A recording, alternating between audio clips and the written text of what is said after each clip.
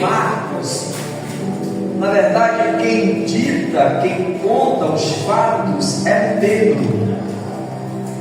A história pensa e acredita que Marcos, ele entrevista Pedro de uma forma muito profunda. E Pedro então começa a testemunhar visões, fatos oculares dos dias em que ele caminha com Jesus. E Marcos vai escrevendo. O texto que nós lemos é um texto único, você não vai encontrar nos demais evangélicos. A Bíblia afirmando que Jesus era carpinteiro. No evangelho segundo escreveu Lucas, o texto narra falando de Jesus, filho de José, o carpinteiro. Mas quando começamos a entender, amados, e a estudar sobre a cultura judaico-oriental, no velho mundo, querido, era muito comum os filhos aprenderem a profissão do pai. Quem está me escutando? Era muito comum o pai ser ferreiro e o filho se tornar um ferreiro. Era muito comum o pai ser um carpinteiro e o filho aprender a carpintaria. Era muito comum o pai ser pescador e o filho aprender o ramo da pesca. Assim também era no Nordeste. A gente aprendeu a plantar e sabemos plantar. Às vezes nossos pais, eles aprendiam, irmãos, algumas funções e passavam para os filhos, de pai para filhos, de filhos para filhos. Amém? Então quando a Bíblia diz que Jesus também era carpinteiro, era porque com certeza também Jesus ajudava o seu pai. E ainda que, entre aspas, querido, esta narrativa, esse pensamento não seja totalmente verdadeiro, Jesus ele acompanhava, ele sabia, ele testemunhava que o pai José era carpinteiro. Quero que você possa frisar hoje sobre Jesus, que também é chamado de carpinteiro. A introdução, a ilustração, irmãos, ela vai falar de alguns pontos que vai nos tratar de uma forma muito carinhosa, muito amorosa, muito cuidadosa. Só para você ter uma ideia, amados, há um texto que eu queria ler com você, Êxodo, capítulo 37. Cadê a menina subindo Isso, alguém, quando o pessoal mudar da sua pastilha de velho no computador, não sai do computador, saiu e chama outro. Quem pode dizer glória a Deus? Êxodo, capítulo 37, versículo 1. Êxodo, capítulo 37, versículo 1 e 2. Capítulo 37, versículo 1 e 2. Êxodo, está aqui? Vamos comigo lá. Êxodo, capítulo 37, versículo 1 e 2. Diz assim: fez também Bezalel a arca de madeira de acácia. Diga acácia. Alguém está comigo? Diga acácia. Amém. E fez também Bezalel a arca de madeira de acácia. O seu comprimento era de 2 côvados e meio, e a sua largura de 1 côvado e meio, e a sua altura de 1 côvado e meio. Versículo 2, olha aí. E cobriu-a de quê? Aqui está aqui, ó. Cobriu de quê? A caixa de madeira. De quê? Madeira. E depois que esse moço, esse Bezalel, fez a arca de madeira, a Bíblia diz que ela depois foi coberta de ouro. Estou com o cabelo arrepiado. Por dentro e por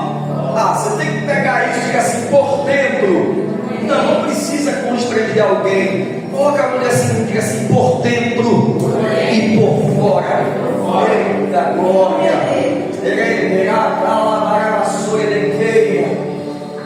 E por fora fez-lhe uma coroa de ouro ao redor. Que projeto era esse? Que projeto era esse? Nada mais, nada menos do que a arca poderosa do Senhor. A arca que era levada para as batalhas, e Israel vencia todas as batalhas.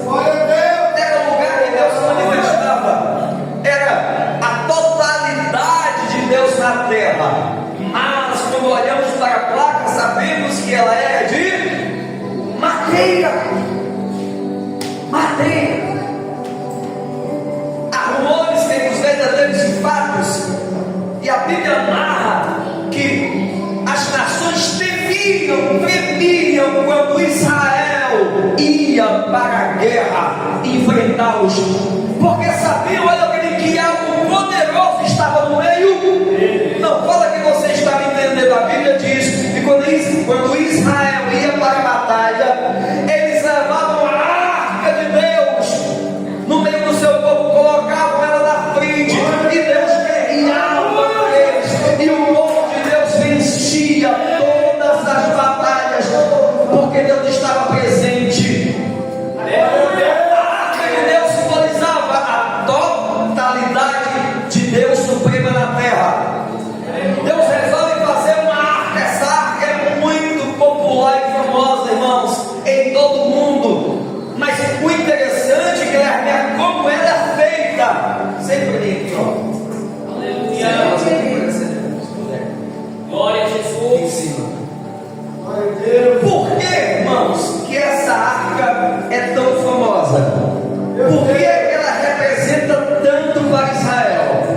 Por que é que essa arca, irmãos, representa tanto eu e você? Olha para mim. Você tem uma ideia? Você tem uma pequena ideia porque essa arca representa demais a mim e a você? Israel estava no deserto. Deus chama Moisés, e Moisés faz uma arca de madeira. O local, o território que Israel habitava, irmãos, no local, a geografia do lugar era comum, irmãos, encontrar em madeira de acácia.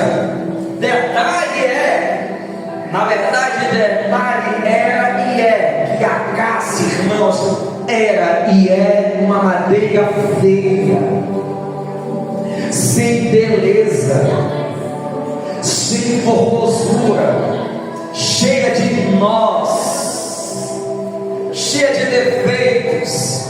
Os especialistas dizem que é a pior madeira para trabalhar, para fazer móveis ou quaisquer que fosse o artifício.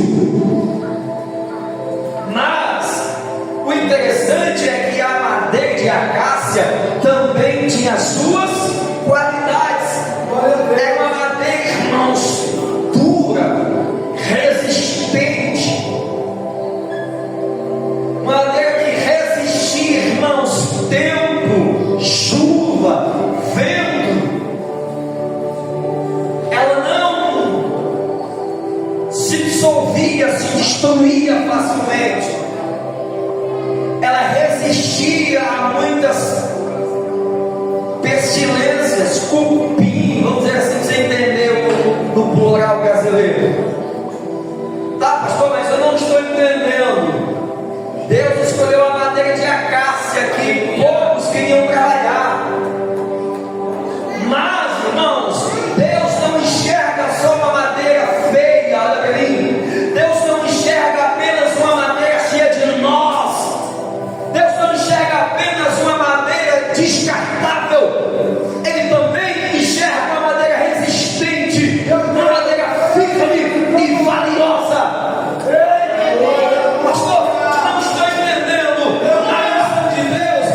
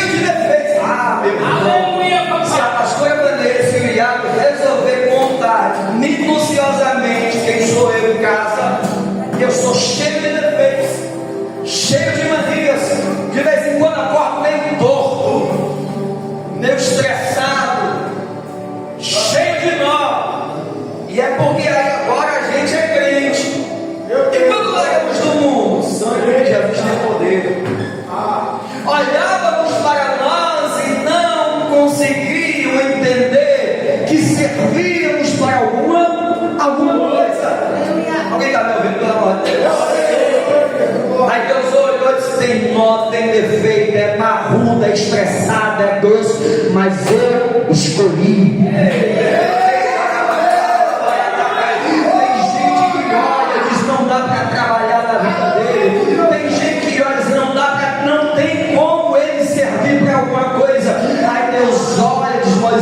Eu quero madeira de acácia.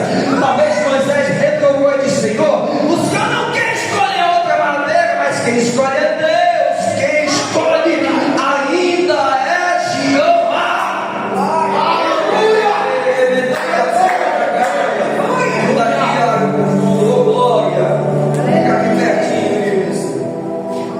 Se for para longe, sai. Aí, irmãos, a gente é tão difícil de ser moldado. Está me falando de mim? Está falando de mim e de você, sim ou não? Sim. A gente é tão difícil de ser moldado que para lidar conosco tem que estar cheio do Espírito Santo. Vou repetir: para lidar com gente precisa estar cheio do Espírito. Todo mundo dá mais um volume para mim. Primeiro. Obrigado, mais um pouquinho. Para lidar com pessoas tem que estar cheio do. A Bíblia diz que Moisés, irmãos, começa a dialogar com Deus. E Deus disse: escolhe Bezalel para montar, trabalhar a madeira, porque eu já o enchi do Espírito Santo. Alguém está me ouvindo? Deus vai dizer: Moisés, fica tranquilo, já escolhi a madeira de acácia, cheia de nó, defeituosa, dura de trabalhar, mas já escolhi alguém para trabalhar nela. Já enchi Bezalel do Espírito Santo. E aí Bezalel vai trabalhando na madeira, vai arrancando os nós, vai tirando as imperfeições, vai tentando deixar ela nivelada, mas é muito complicado, porque a madeira é cheia de nós. Arranca um nó aqui, se olha para o lado, tem mais 3, 4, 5, 10 imperfeições. Por quê? Porque, irmãos, se não tiver calma, tranquilidade, paciência e perseverança, nós desistiremos da madeira de acácia. A minha impressão é que você não está entendendo. Só para entender, olha para alguém assim: você hoje é madeira de acácia. Agora, interessante, madeira que Deus escolhido. Se fosse você, eu batia assim, quer saber? Eu sou cheio de nó, mas Deus me escolheu. Quer saber? Eu sou cheio de imperfeição, mas Deus escolheu. Aí Deus escolhe e enche o seu cérebro do Espírito Santo para trabalhar a madeira. Mas quando a caixa de madeira é terminada, ainda dá para ver os. Nossa, meu Deus, olha aí, Jesus. Fala, Senhor. Deus trabalha, usa alguém, mas a gente ainda consegue enxergar defeitos. Olha, se você conhece um crente sem defeito, levanta a mão se você conhece, que eu quero conhecer.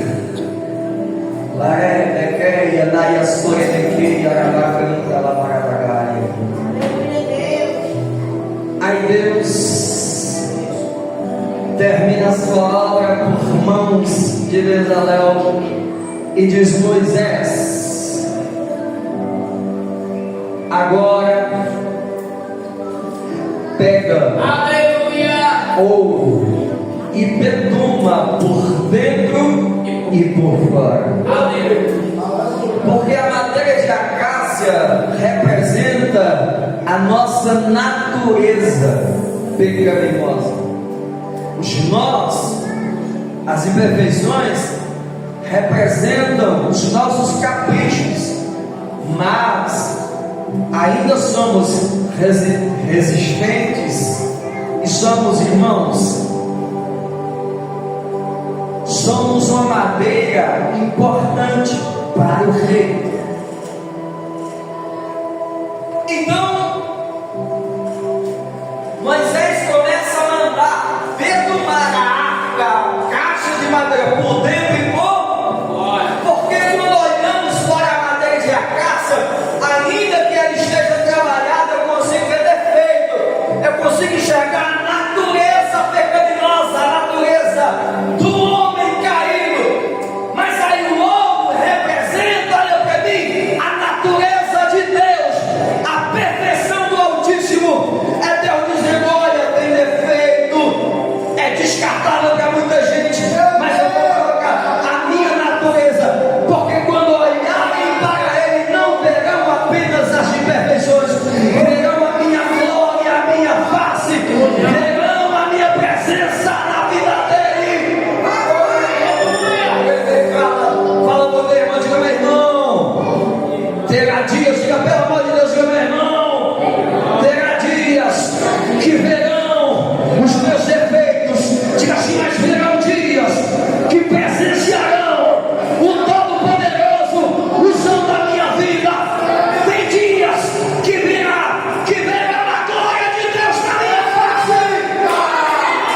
Eu não estou preocupado com a tua reação, mas eu sinto Deus nesse lugar, e Deus te trouxe para dizer para você: eu coloquei a minha natureza em você, ainda que alguém não enxergue, mas eu coloquei o meu espírito na tua vida.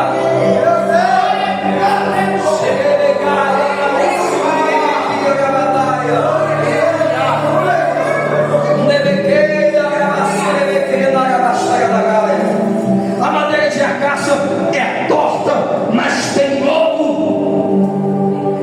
A madeira é espinhosa, mas tem lobo de Deus. A madeira é dura, mas possui a natureza de Deus. A madeira é cheia, irmãos, cheia de. E você sabe de que ele é.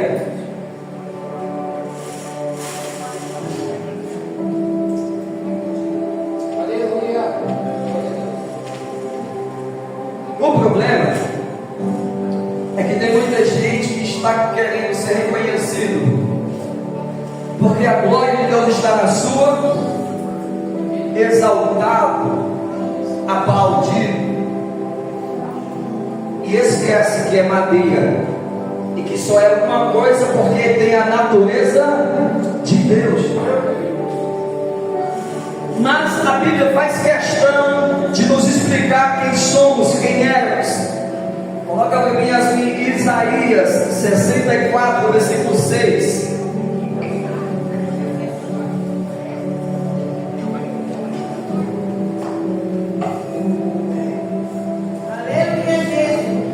Glória a Quem pode dar mais glória? Quem pode dar mais aleluia? Oh, glória! Santo, santo é o nome do Senhor. Isaías 64, versículo 6. Isaías descreve e ele fala das nossas obras terrenas. Imagina alguém se gloriando porque tem uma oratória boa. Imagina alguém se gloriando porque tem seguidores. Olha para mim nas redes sociais. Eu vejo muita gente que está correndo, querendo, brigando, lutando para que seja seguido por milhares, sim ou não? Tem muita gente, irmãos, no meio evangélico que não tem noção o que significa obra de Deus. Olha para mim, aquela caixa que Deus manda fazer é o quê? Uma obra sua. Vou de novo, aquela caixa, Gilberto, que Deus manda fazer é uma obra, uma construção. Ele pega a madeira bruta, começa a lapidar, faz uma caixa. Deus está fazendo uma obra. Glória a Deus. E ele termina perfumando ela, colocando a sua presença, a sua natureza, para que quem possa aparecer seja não a madeira, mas a glória dele. Aleluia! Quem tem que aparecer é a glória dele, não a nossa.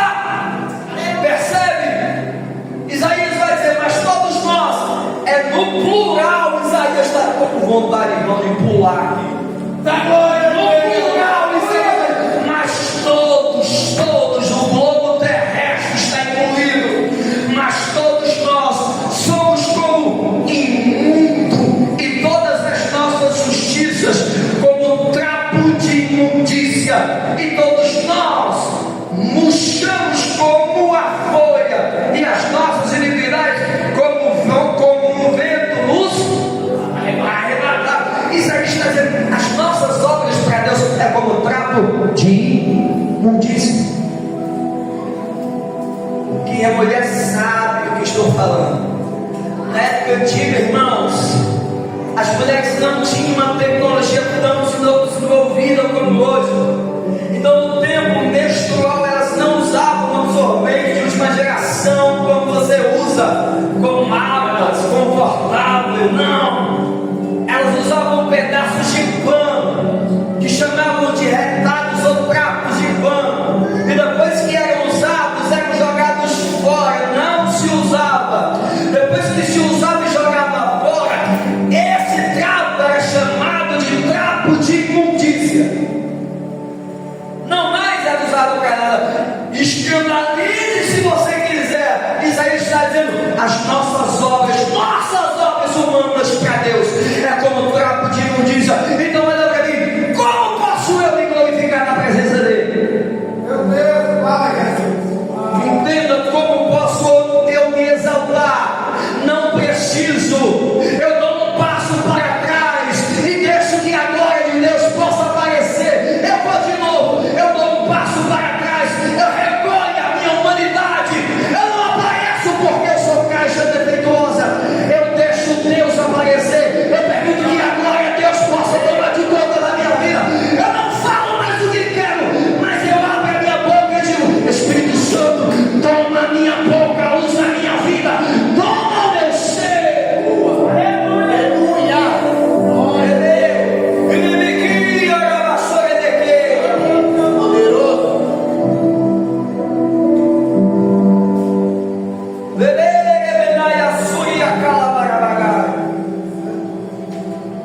Então servimos para quê?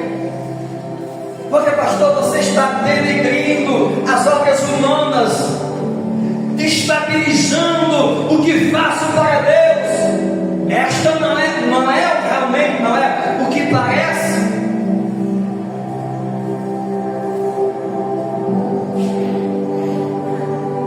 Mas a única obra de valor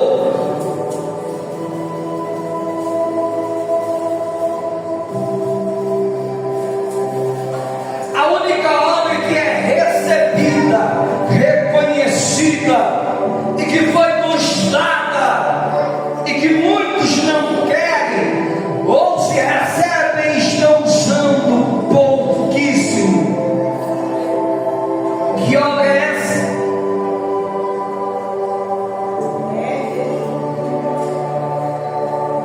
A única obra de valor é oferecer ao nosso próximo o que recebemos dele, pelo qual já fomos comprados por ele. João capítulo 3, versículo 16. Porque Deus amou o mundo de tal maneira que deu o seu único Filho unigênito, para que todo aquele que nele crê não pereça, mas tenha vida. Vou de novo, porque Deus amou.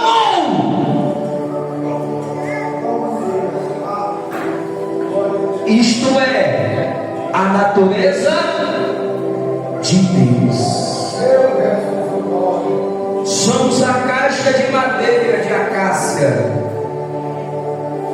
incapazes de amarmos uns aos outros como Ele nos amou.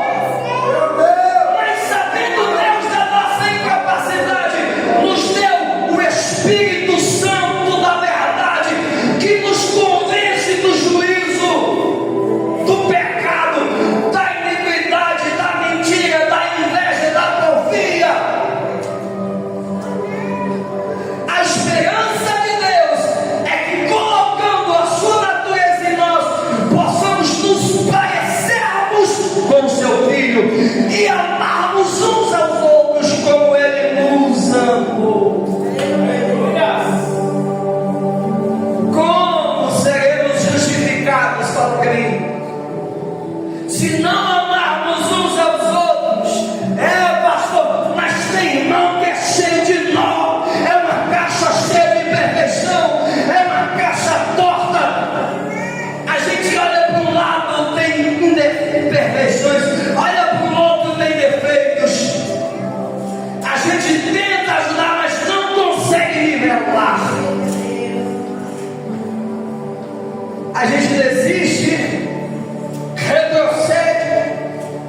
Diz que tentou. Será se é porque estamos vazios do Espírito Santo para fazermos aquilo que Deus nos mandou fazer? Vamos continuar pregando a verdade, porque é ela que vai nos levar para o céu. Não adianta povoar esta igreja, irmãos, e depois no final das contas nos encontrarmos no fogo eterno, no inferno, não. Independente de quem vai permanecer ou não, pregamos a verdade, pregamos aquilo que recebemos, que é mais precioso. O que, pastor? O ouro de Deus, a natureza de Deus, o amor de Deus.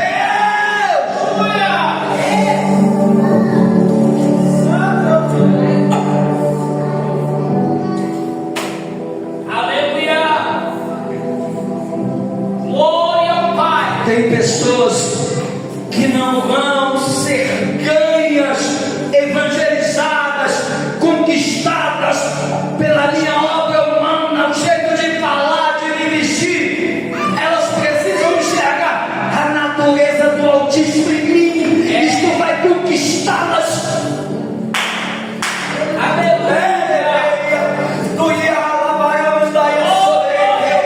Estamos, irmãos, vivendo dias que a Bíblia já narrou que dias, pastores, rumores de guerra, muitas pestilências, nação contra nação, pai contra filho, filho contra pai, e a Bíblia diz, irmãos, que o amor se esfriará. Quer saber? Estamos nesse tempo, queridos, e a Bíblia diz que se levantará, irmãos, falsos profetas, lobos devoradores, pregando inverdades. E quer saber? A Bíblia diz que até os escolhidos porventura serão enganados. É tempo, irmãos, de voltar às primeiras obras. É tempo de voltar a ser o crente que éramos quando nos convertemos. É tempo de deixar a glória de Deus se manifestar na minha e na tua vida.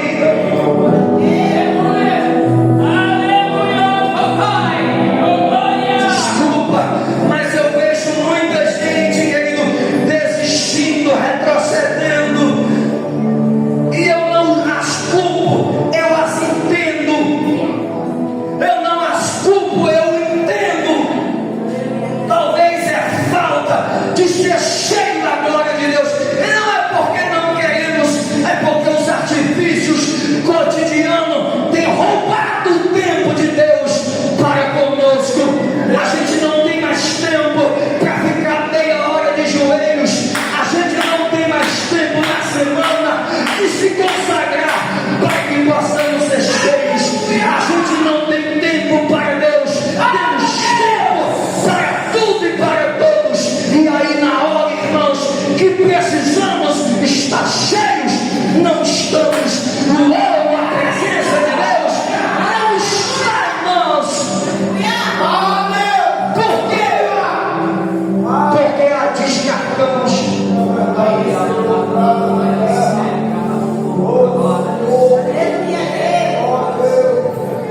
Eu estou pregando isso porque eu sei quem é você. Deus também sabe. Obrigado.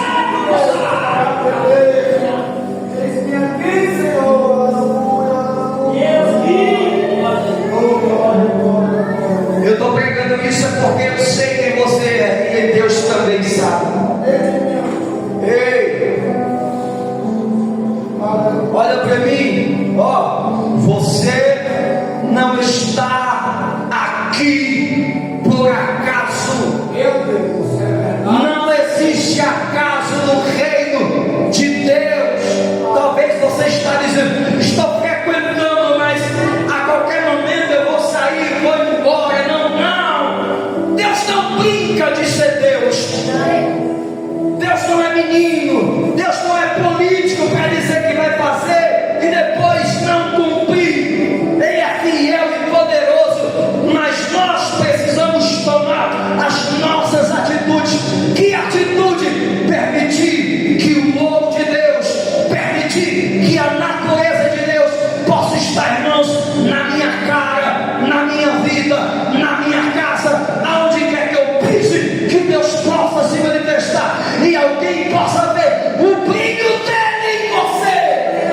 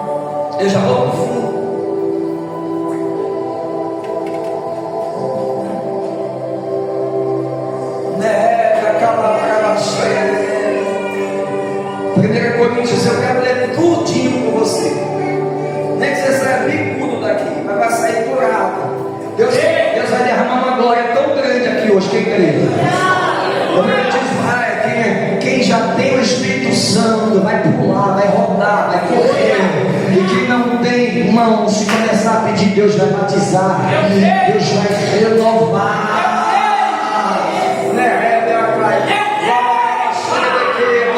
Glória a Deus.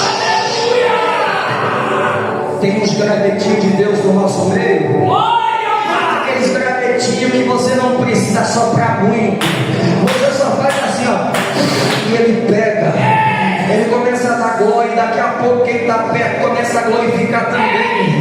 Daqui a pouco quem estava querendo dormir com sono começa a acordar e sentir o coração queimar.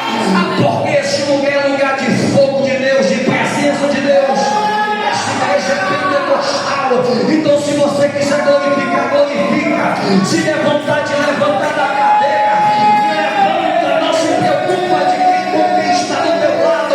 Se você quiser dar um pulo, pula. Ei, irmãos, aqui é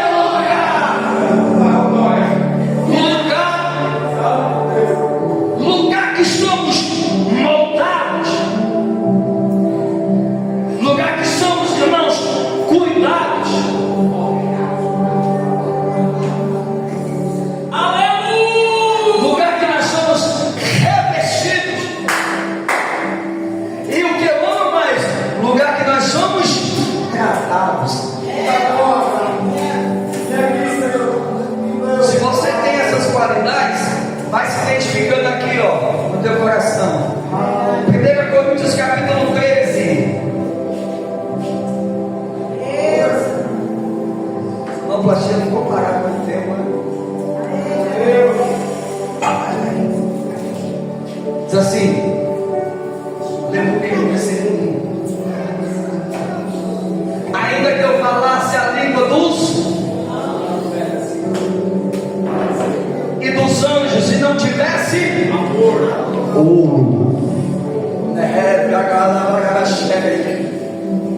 Aí tem gente que fala em língua estranha e pensa que é a quarta pessoa da Trindade.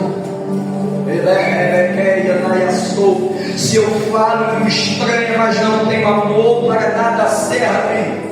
As línguas cessarão, o que permanecerá é o Espírito de Deus.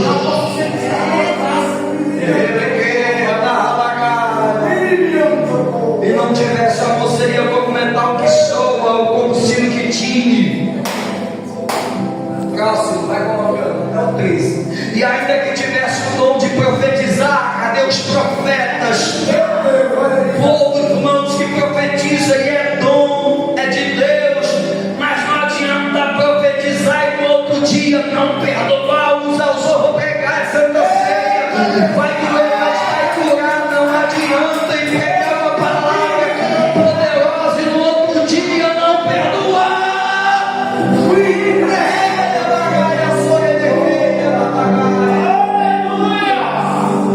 E conhecesse todos os mistérios e todo o conhecimento, e ainda que tivesse toda a fé, de maneira tal que transportasse os montes, meu Deus. Então está dizendo, ainda que alguém estendesse a mão e dissesse, parede da esquerda, transporta-te para a direita, e ela obedecesse. Os montes, e não tivesse amor, nada seria. Próximo. E ainda que distribuísse, eu gosto desse versículo, e ainda que distribuísse toda a fortuna, o dízimo alto, a oferta toda para sustento dos pobres, porque eu vejo muita gente, irmãos, às vezes ansiosa. É normal querer abençoar, sair na rua, entregar cobertores, marmitex para moradores de rua, fazer a obra social.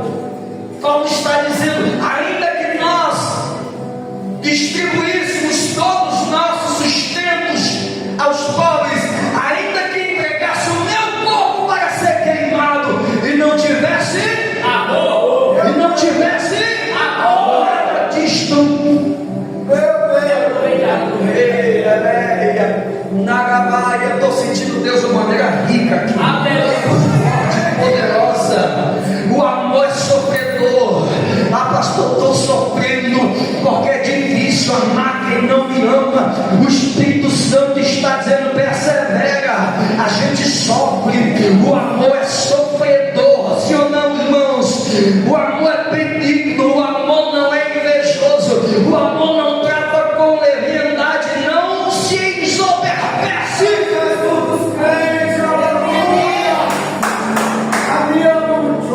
Não se importa com indecência, não busca os seus interesses, não busca os seus interesses, não se irrita, não suspeita mal, não folga com a injustiça, mas folga com a verdade. Tudo sofre, tudo crê, tudo espera, tudo suporta. O amor nunca falha, o amor nunca falha. Lá vai, coisa linda. O que é que Deus quer, irmãos? O que é que Deus anseia para nós? É profecia, é dom, é ministranha também, irmãos. Mas na verdade, o que Deus anseia, o que Deus quer é nos encher do seu amor. Por quê? Porque o amor nunca falha. Mas havendo profecia, serão aniquiladas, havendo línguas, cessarão, havendo conhecimento, desaparecerá.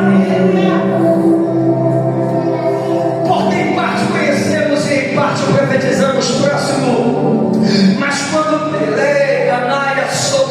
quando vier o que é perfeito, então o que é em parte será aniquilado. As coisas que tanto pensamos que é importante. Quando eu era menino, falava como menino, sentia como menino, pensava como menino, mas logo que cheguei a ser homem, acabei com as coisas de menino,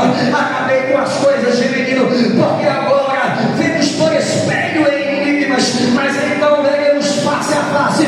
Agora conheço em parte, mas então conhecerei como também estou conhecido. Como serei conhecido?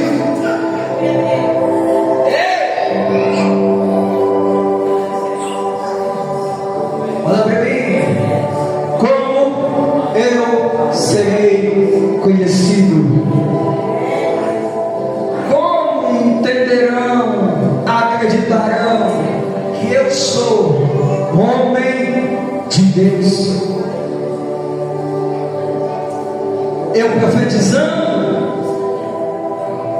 eu distribuindo toda a minha renda, jejuando, dando meu corpo para ser queimado.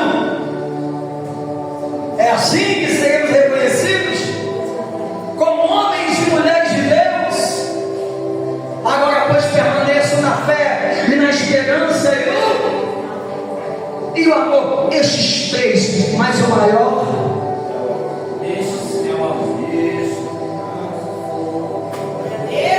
só serei reconhecido quando eu amar o meu próximo, como fui amado.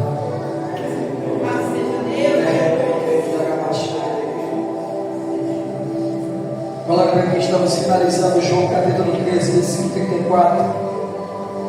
Jesus, quando estava se despedindo dos seus discípulos, olha para mim, ele foi muito repetitivo, diabo.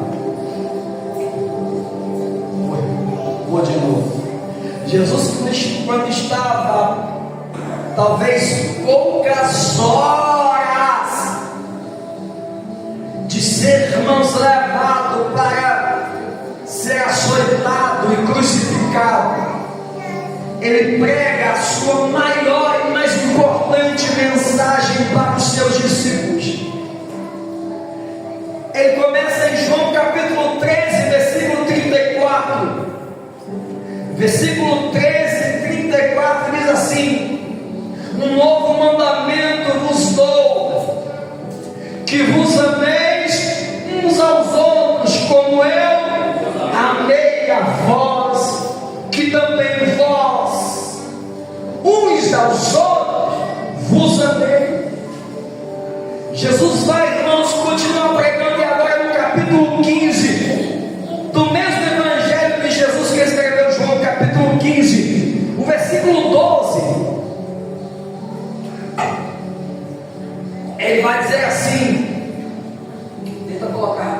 E olha, 15, versículo 12. O meu mandamento é esse. Qual? Imagina, olha para mim, você perguntando: Jesus, como eu faço? O Senhor quer que eu me comporte como? Como é que o Senhor quer que eu exerça o meu ministério cristão? Eu estou rouco, não tem problema, vou continuar.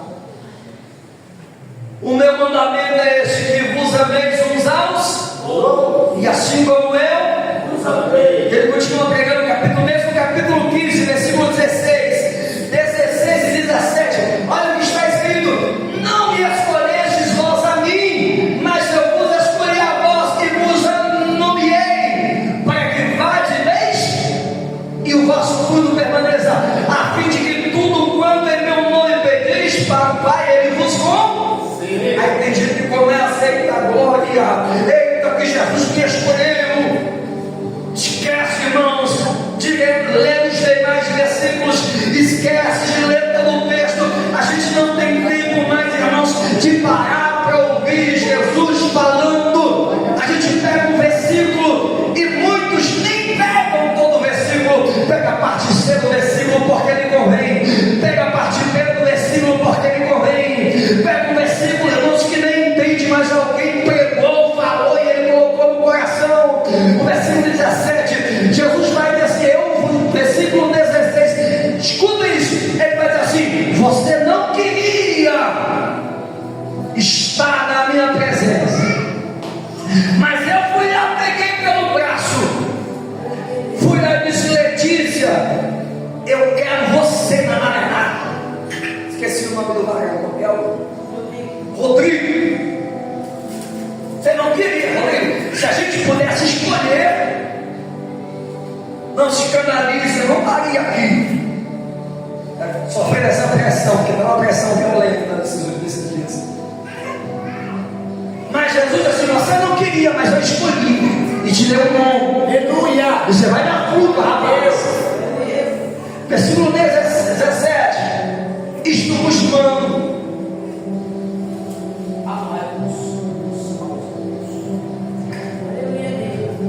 Amados, ameis uns aos outros. Você pensa que ele para? Vamos ver com o capítulo 17. Aqui eu amo. Vamos parar por aqui. 17, versículo 20. Último, que eu fecho tudo aqui. Ao capítulo 17, versículo 20.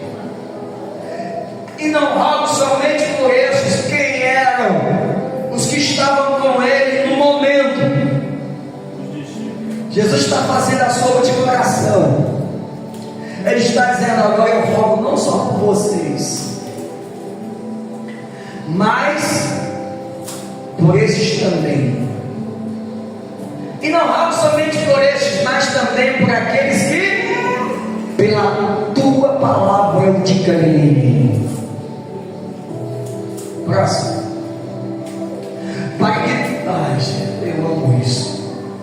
Jesus preza para que todos sejam um, como tu, ó Pai, és em mim e eu em ti. Que também eles sejam um em nós, para que o mundo creia que tu me enviaste. Jesus está falando, o povo daí de fora, você não vai nem precisar dizer que é da Maranata. Se eles perceberem que nós temos comunhão uns com os outros e se amarmos uns aos outros, eles vão dizer que somos um só povo, como Jesus é no Pai. Aleluia! Glória a Deus! O mundo vai reconhecer que Ele nos chamou, e o mundo vai reconhecer que Ele nos nomeou, e o mundo vai reconhecer que você carrega a presença, e o mundo vai reconhecer que você está cheio da presença de Deus.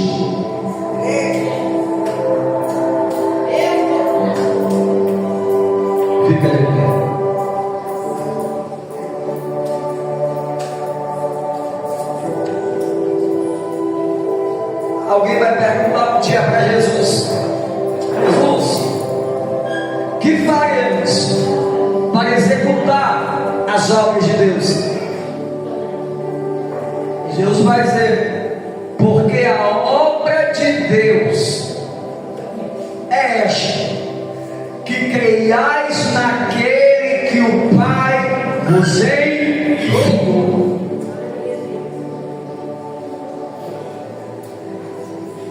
Como, irmãos, nós podemos executar as obras de Deus? E como alguém pode enxergar que eu sou obra? Se alguém percebe que eu escuto a voz de Deus pelo Espírito Santo, se alguém entende que eu creio e executo, ele vai dizer: antigamente andava todo errado, mas agora escuta a palavra e coloca em prática. Deus está fazendo uma obra na vida dele.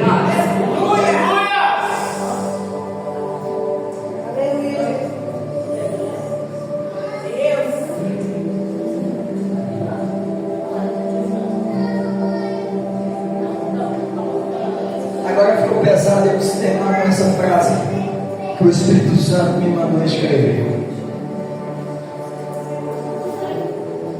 Esta é a igreja do Senhor.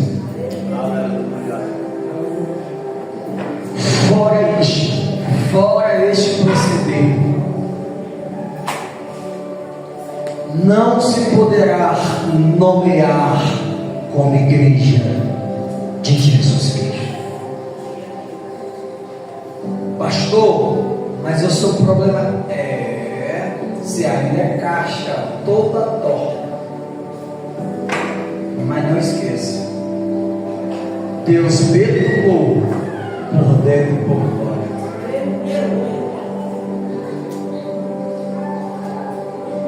Dá o celular aqui, tá? Eu queria chamar em nome de Jesus hoje a diaconisa Solidão. Hoje vem aqui, vamos fazer o seguinte: deixa as palavras, vamos usar os palavras. Diácono Iago e obreiro Tiago, pode vir aqui, vamos cear. Enquanto eles preparam a ceia, você mesmo de pé, olha assim para cima e dá a melhor salva de palmas para o Rei da Glória que você quer. E depois senta no teu lugar.